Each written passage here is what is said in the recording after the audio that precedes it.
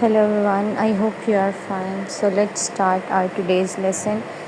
English में हम status कैसे लगा सकते हैं? वेल सेड, खूब कहा, एब्सोल्युटली राइट, बिल्कुल सही.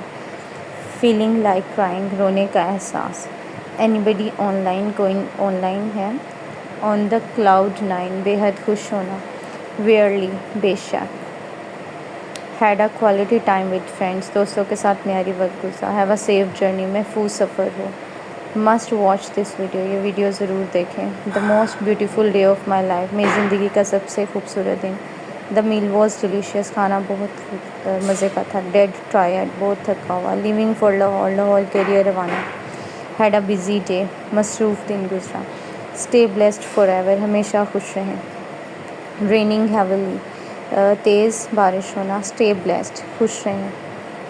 Please pray for my grandfather, बराए मेहरबानी मेरे ग्रैंड फादर के लिए दुआ. Thank you for beautiful gift. Thank you for the hospitality, मेहमान नवाजी के लिए शुक्रिया. So thank you so much for watching my video. Please subscribe.